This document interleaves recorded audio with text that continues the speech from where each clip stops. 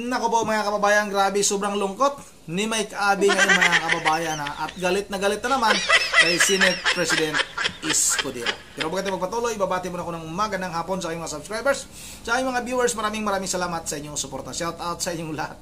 Yun ang mga kababayan, hanggang kailan kaya mawawala yung galit ni Mike Abe sa mga Duterte mga kababayan? Kasi nga ayon kay Mike Abe, hanggat meron siyang mga nakikita na mga politiko na nagpapakita at nagpapahayag ng suporta sa mga Duterte, hindi daw talaga siya titigil mga kababayan. Hindi daw siya titigil sa kangangawa sa kanyang programa. Basta may makita siya o makikita na sumusuporta pa sa mga Duterte. Kaya nga, galit na galit siya kay Senate President Chis Escudero. Kasi nga, ayon kay Mike Abe, itong si Senate President Escudero daw ang dahilan kung bakit wala ng impeachment sa Senado mga kababayan. Napakabugok talaga nitong matanda na ito. Saan ba nilagay ang utak na ito? Sa talampakan ba? Hindi ba maintindihan na Mike Abe mga kababayan na may ruling ang Supreme Court? Nagdesisyon na ang Supreme Court, unanimous decision mga kababayan, na dismiss na ang impeachment laban kay Vice President Sara Duterte dahil labag sa saligang batas.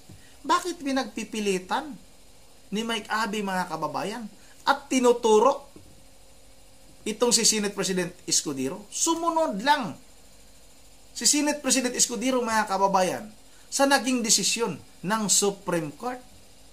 Mahirap maintindihin yun. Mike Abe, matanda ka na. Dapat naiintindihan mo yan. Isa kang journalist. O baka naintindihan mo talaga yan, nagkukunwari ka lang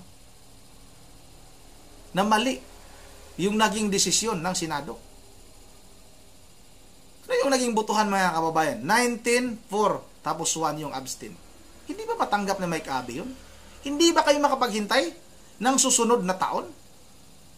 Malapit na 6 na buwan na lang. I-refile ninyo. Sumama ka Mike Abe. Pag magkaroon ng refile nung impeachment laban kay Vice President Sara Duterte, pumunta ka sa Kongreso para talagang pasigurado mo at bigyan mo ng idea yung mga congressman. Kasi nga nagtatali-talinuhan kayo. Masyado kang matalino. Mas matalino ka pa sa mga senador. Mas matalino ka pa kay Senate President Escudero na isang abogado. Ikaw isa kang abogado. Masyado ka naman. Masyado kang nagpapakapal ng mukha. Sobrang kapal na mukha mo. At ayon pa kay Mike Abe mga kababayan, malala na daw si Senate President Escudero. O ito na, wag na natin ito patagalin. Sabay-sabay na natin ito nga panoorin. Malala na po ito si Senate President Chis Escudero sa aking observation, analysis at opinion sa kanyang mga speech. O ito naman mga kababayan, ito naman yung observation ko, analysis at opinion. Ikaw yung malala na Mike Abe. Sobrang lala na. Yung pag-iisip mo, grabe. Hindi nyo matanggap talaga na walang impeachment na mangyari ngayong taon na ito kay Vice President Sara Duterte. Kaya, kung ano-ano na lang yung mga pumapasok sa... May kukuti ba ito? Parang wala naman itong kukuti. Parang namang ito? Para naman itong... Iwan ko ba, kung journalist ba talaga ito? Statement at kanyang ginagawa. Kasi ang kanyang pinapalabas ngayon, ayaw lang daw kay Sara Duterte ang pabor sa impeachment. Ayaw daw at kalaban sa politika ang ayaw kay Sara Duterte. Kaya, pabor sa impeachment.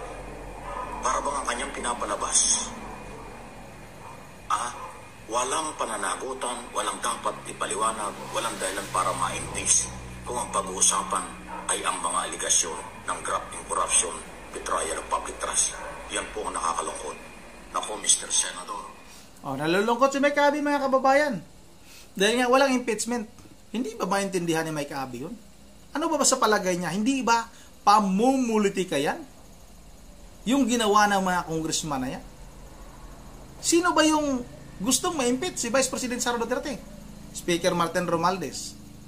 at yung kanya mga alipores, mga kababayan, nabusog sa mga ayuda, o kaya nga nakuha kaagad yung 200, ilan ba yan? 215 na pirma, mga kababayan, dahil binusog ni Martin Romualdez. 150 million, mga kababayan, bawat isa.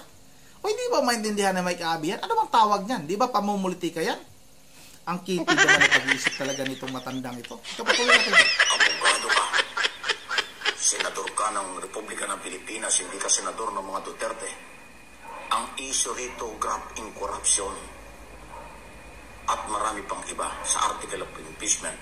7 article of impeachment. Walang kinalaman ito sa 2028 election. Walang kinalaman ito sa sinasabi niyong pamumulitika. Naghahanap ng Nagmaangan ba itong hinayupak na ito? Anong walang kinalaman sa 2028 presidential election? Sinabi na nga ni Senadora Amy Marcos dahil sa 2028 presidential election, dahil sa ambisyon ng bunjing na bibi pa, ay talagang gusto nilang sirain si Vice President Sara Duterte. O, saan kami maniniwala? Sa'yo? O kay Senador Amy Marcos? Ikaw naman, alam naman namin na mambubudol ka rin. Traidor ka, isa kang journalist, pero yung laman ng utak mo parang, sabi nga ng mga kababayan natin, ang tawag sa'yo Mike Tain ang tawag sa'yo Tuwangan, katarungan ang mamamayan. Tama ba o hindi? Saan ba ginamit ang 612 million ng confidential at intelligence fund at iba pang mga issue? Bakit pinapalabas nyo na yung mga pro-impeachment puro politika lang? Hindi politika ito. Hindi na ba kayo naniniwala na meron kayong accountability? Hindi ba kayo naniniwala yung transparency, responsibility, and accountability sa mga government official? Mr. Senator, nagtatanong lang po ako. Kilala mo ako, kilala kita. Ang dami-dami na nagsasalita. Yung mga mamamayang Pilipino, mga Associate Justice Request. Tingnan ninyo, ginagamit na naman yung mamamayang Pilipino. Kayo lang naman Huwag nyo nang idamay ang taong bayan. Para ka rin si Senador Rizal Ontiveros. Bawat salita, taong bayan, gusto ng taong bayan na ganito, laging ginagamit ang taong bayan. Para magkaroon sila, mga kababayan, ng kakampi. Naghanap ng kakampi itong mga hinayupak na ito At ano sinasabi mo na hindi pamumulitika? Klarong-klaro naman yan. Paulit-ulit na lang ba tayo na pamumulitika lahat ng ito?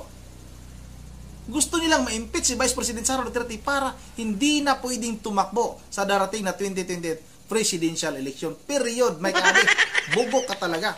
Ratong Chief Justice, magagaling na abogado, College of Law ng mga kilalang eskwelahan katulad ng pinagalingan mo UP. Ibig sabihin, kaya sila nagsasalita dahil sa politika. Dahil sa eleksyon sa 2028, hindi ba karapatan nilang itanong kung mayroong pananagutan dapat itrial? Kung mayroong paglabag sa batas ay dapat mapakinggan at bigyan ng pagkakataon? Bakit ngayon na sinasabi mo yung mga anti-Duterte, yan ang pabor sa impeachment? Para bang puro politika na lang? Nasaan ang katarungan, Mr. Senate President? Hindi ko alam kung bakit ka ganyan. Hindi ko alam kung ano pinanggugugutan mo. Pero ako at ang channel na ito ay hindi titigil. Kahit sino pa. Pag sa tingin nating pinagtatakpan nyo ang katotohanan, tinatago nyo ang katotohanan, mananagot kayo. Lahat kayo ay temporary lang. Nako, nanakot ka pa, Mike Abby. Gawin mo yung gusto mo. Huwag mong idaan sa pananakot. Sino ka ba para takutin? Itong si Senate President Escudero. Papansinin ka ba na Escudero? Hindi ka natatakot sa mga matataas na opisyal? Ikaw pa kaya? Na isa ka lang tawag nito, mga kababayan, yung journalist na, kumbaga sa ano ba sa Tagalog yung bukot-bukot? Bukot-bukot ka lang. Isa ka lang tawag nito, mga kababayan, yung kumbaga sa hampas lupang journalist. Tapos tinatakot mo si Senate President Tatsis Escudero. Nako, huwag mong idaan sa pananakot yan, Mike Abby. At alam mo naman, huwag ka nang magkukunwari, alam mo naman na talagang pamumuliti ka lang ito lahat. Nagkukunwari ka lang. Kasi nga, mga kababayan, may na mga nababasa tayong komento. Kaya itong si Mike Abe ay talagang binabanatan itong mga nagpapakita ng tawag nito, suporta sa mga Duterte. Kasi nga, yan daw talaga ang nakalagay sa payroll, mga kababayan. Kaya ngayon, hindi natuloy, walang impeachment, mga kababayan. Yung nasa payroll ni Mike Abe, kalahati lang. Kalahati lang yung kita. Kaya galit na galit si Mike Abe, hindi niya matanggap na ganon. Naging kalahati lang, down payment lang, mga kababayan, yung naging yung nakuha niyang bayad, mga kababayan. Yun ang kayo na yung balang humusga. Alam naman ninyo kung gaano kabudol ito, gaano ka-traidor itong si Mike Abe, mga kababayan. Tinatakot pa, no? Itong si Senate President Escudero na hindi titigil. Nako, lumang lumang pananakot na yung Mike Abe, hindi na ubra yan. Huwag kang magkunwari dyan. Yun ang bago tayo magtatapos, mag-shoutout lang muna tayo. Shoutout kay Ma'am Berje Beryl Di Diyos ng Pulilan, Bulacan. At sa kanya mga apo na si Kuko, si Yuri, at saka si Dion. At sino pa itong isa? At shoutout na rin kay saan ba yun? Sagi, na nag-birthday kahapon, apo ni Ma'am Berje Beryl Di Diyos ng Pulilan, Bulacan. Pa-shoutout idol from Ilocos Norte, new subscriber. Maraming salamat sa iyo. Mi Bilin Balikaw. Mi Bilin Balikaw, maraming salamat from Ilocos Norte. Maraming salamat sa iyo, idol. Shoutout sa lahat ng mga taga Ilocos Norte, ha. Shoutout na rin kay Nilo Sampaga. Shoutout kay Ma'am Joyce ng Japan. Shoutout kay Rally Aurida, kay Scrap Hunter Vlog. Maraming salamat sa iyo, Scrap Hunter Vlog. Shoutout sa iyo mga subscriber dyan. Kay Florencial Yunor, maraming salamat sa iyo, Ma'am Florencial Yunor. Kay Doms Rio, maraming salamat. John Paul Aguilar, shoutout. Shoutout na rin kay Mike, akala ko Mike Abe, Mike Bataraw pala. Shoutout na rin kay Donato Ibura. Shoutout kay Donato Ibura. Shoutout na rin kay Ma'am Joyce ng Japan, kay Ma'am Bird, tapos na si Ma'am Birdie, si Ma'am Edisa Borvi. Shoutout na rin kay Bibo Tirol. Shoutout kay Bibo Tirol, ha. Maraming salamat sa iyo, idol. Natawa ko sa iyo, boss. Buti nga sa matandang yan. Matanda na talaga, pero wala pa rin pag-iisip. Shoutout na rin kay Pumpi Dikulin at kay Boyet Palcunit. Yun ang andito lang muna. At once again, this is Rondit TV mo. Ingat na lahat. Oy, Carl, shoutout kay Carl pala. Once again, this is Rondit TV mo. Ingat na lahat. God save the Philippines.